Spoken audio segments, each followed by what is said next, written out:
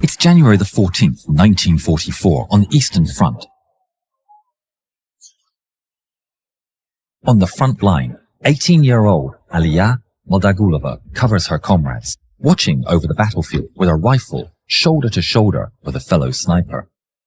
Suddenly, through the scope, she sees a German soldier emerging over the parapet, just ahead of her team of comrades, attempting to crawl through barbed wire. Her heart skips a beat as the enemy pulls out his rifle, faster than the Soviet soldiers can react. She takes aim, steadies her breath, and pulls the trigger. It's a long shot, but Aliya has to try. Her bullet strikes square into the German's chest before he gets a chance to fire a single shot. She breathes in and cycles her Mosin Nagant. Up and down the line, the soldiers storm the first line of German trenches. But as the advance turns into a melee, distinguishing friend from foe becomes next to impossible. Aliya and her sniping partner relocate, getting closer for better aim, but also getting closer to the artillery strikes. She finds a crater, and the pair of snipers resume their work, dispatching target after target, ignoring the rain of ordnance crashing down just ahead.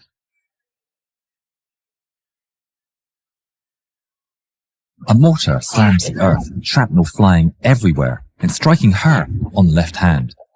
She grunts in pain and retreats into the crater for cover. She's bleeding badly, but pushing through the pain, she bandages herself in the field with her partner helping her to stem the bleeding.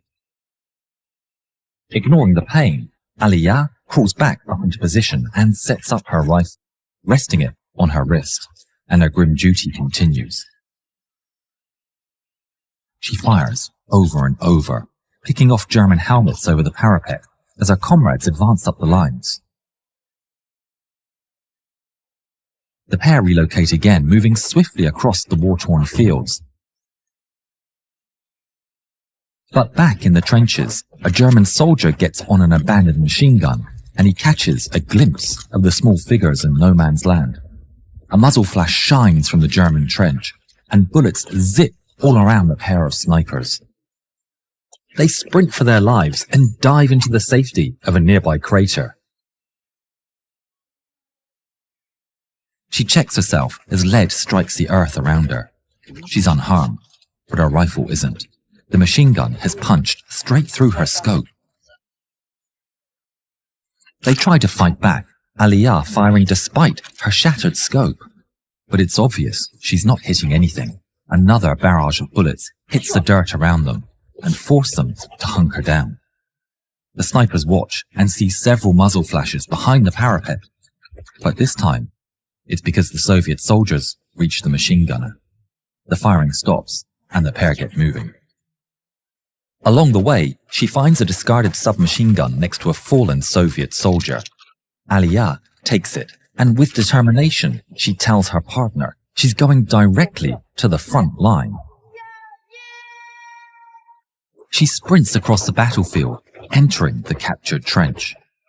She finds a company of Soviet soldiers in the trench, trading fire with yet another layer of defenses further ahead. The men are surprised to see the sniper in the thick of it, but they brief her on the situation. She looks ahead. Artillery and mortars rain down in no man's land, between their position and a second trench further behind. But further on, through the explosions and chaos, Aliya can finally see their target. It's the Nasva railway station, located right over one of the most important logistical arteries of the region. If they can capture it, Germans invading the northwest of the Soviet Union will have their main supply cut right off. A group of Germans rush out of their trench line, charging to the attack. Aliya and her comrades open fire from the parapet, swiftly dispatching the stormtroopers.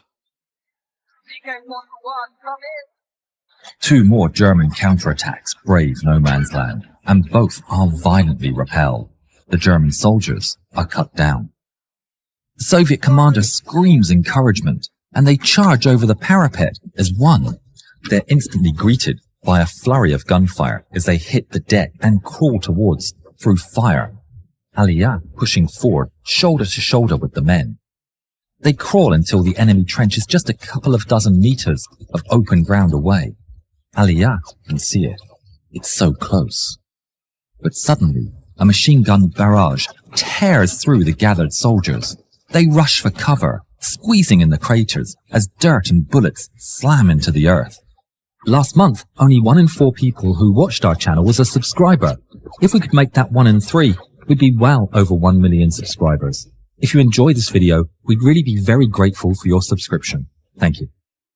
Aliyah springs into action completely from her own volition, crawling for the machine gun nest. Her small frame serves her well as she inches closer right under his barrage, unnoticed. Many young Soviet women carried one grenade with them. Better to go out in a blaze of glory than be captured by the invaders.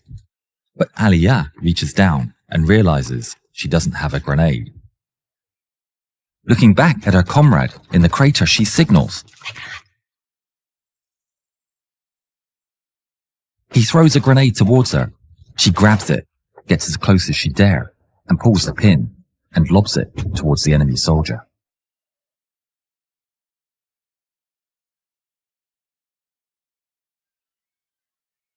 The explosion silences him. Aliyah looks back at her platoon and sees carnage. Many lay dead. Among them, the company commander. The men of the platoon seem lost, looking at each other with worried eyes. The fall of their leader, leaving them paralyzed with indecision. Seeing the battle could turn, she desperately implored to the men in their native Kazakh. Soldiers! Brother! Let's do this! It works, and up and down the line, the men lurch into the attack, inspired by the 18-year-old pushing them to move on. Galvanized, they brave the hailstorm of bullets for a shot at victory. They flood into the trench and the two sides clash in brutal hand-to-hand combat. Aliyah fires at whichever German she can as she pushes through the enemy defenses. The men follow her, Aliyah leading the attack from the front as they brave the unknown. And then, a German officer rounds the corner, gun in hand. Aliyah tries to fire, but she's too slow with one hand. The enemy shoots her, but running on pure adrenaline, she guns him down with her submachine gun. But that energy is short-lived, her mind quickly noticing she's been hit. She's forced to sit down, abandoning the push, as the soldiers she rallied earlier carry on without her. As the battle fades, some of the men stop and start rendering emergency aid and dragging her from the battlefield. We can't say for sure whether Aliyah's life passed before her eyes, but if it did, it would have brought back hard memories. Abandoned by her father, her mother was shot while collecting leftover potatoes from a farmer's field during the Great Famine in the 1930s. Aliyah was just 8 years old when her mother died. The rest of her family were either dead or absent, and Aliyah was forced to wander the village and to sleep and eat wherever she could, until her uncle took her in a year later. He would raise her as his own and try to protect her, even trying to get her to leave the front line, but she never would. Her actions that day saved untold lives.